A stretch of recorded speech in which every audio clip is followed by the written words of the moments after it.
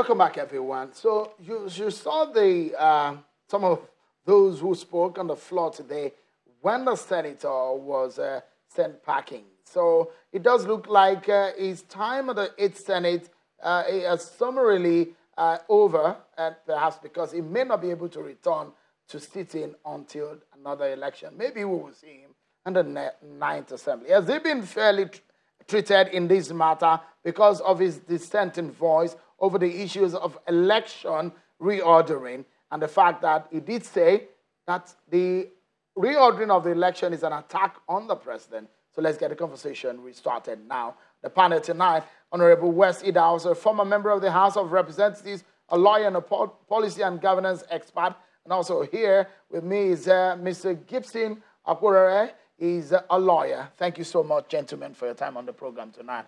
And so you were saying the reasons why Senator Omo-Agege went to court. And you said it's probably seen some things that we don't know. When he apologized, does he have to go back to court? To go to court? You could apologize and still go to court. Let me explain to you. Sometimes, in the spirit of, friendship, a man may do something not because he has broken any law. Senator Omo-Agege's apology is not because he broke any law. He did that apparently because he wanted to, keep that friendly relationship between himself and his colleagues. And if his colleagues ignored his apology to institute an investigative panel, it does show that there is more to what was displayed than we could decipher. But the panel has been, he was part of the committee. Yes. He should know better. In fact, a lot of people will say he even has a very good ground to be able to kill this issue, politically speaking.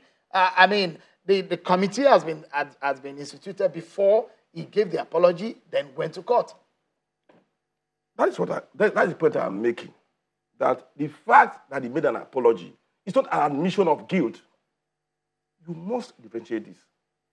You make an apology as a gentleman, not just to satisfy the people who feel, either wrongly or rightly, that they were their sensibilities was assaulted. So that was the basis upon which he made that apology.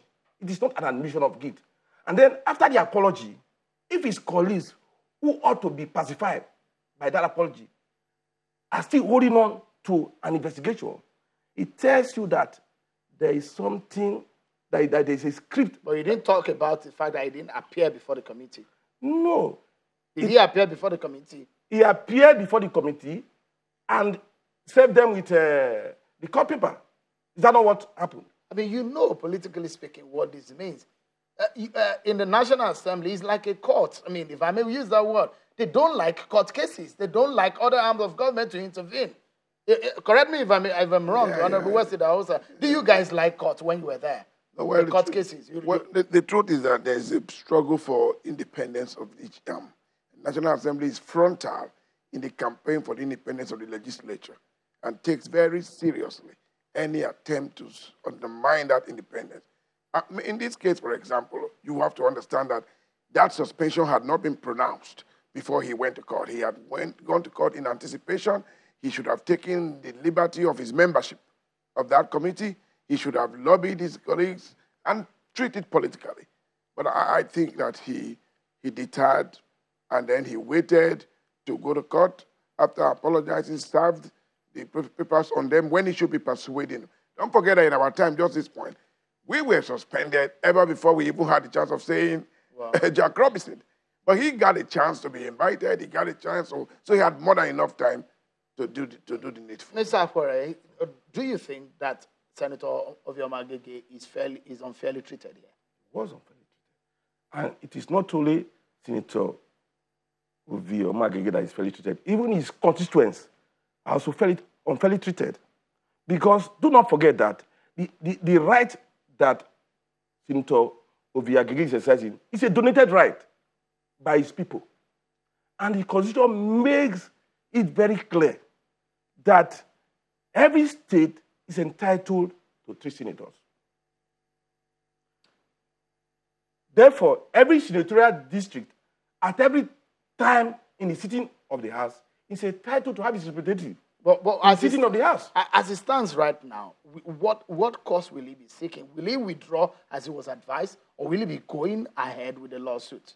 Well, I cannot conjecture, but if I were in his position, I would go ahead with the lawsuit and prove a point that legislative rascality, this is the time to put an end to it. Shouldn't Senator Omo-Agege have used the precedence of Senator Aline Dume's case, which he got judgment about 2 days before he was recalled?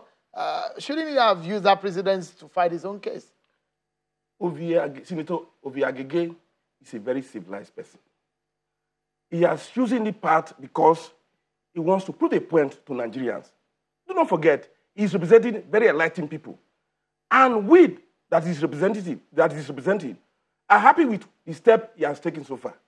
We are with him and we stand by him. You think that the decision made on the reordering is against the president? That is not what Omo-Agege said.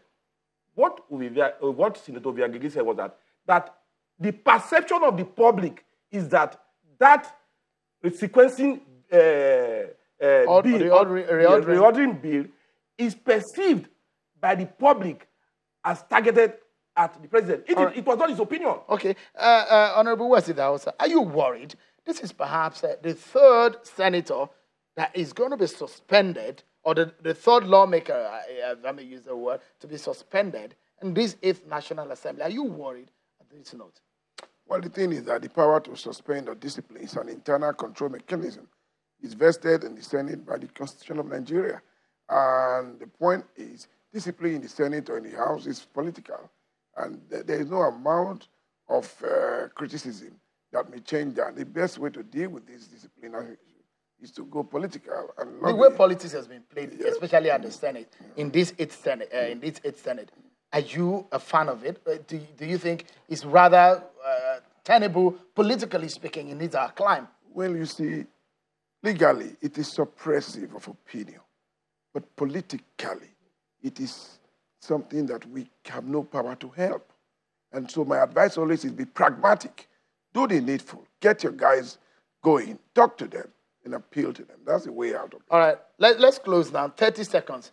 What do you think is the way forward here? Does it look like it can be recalled? Oh, yeah. Why not?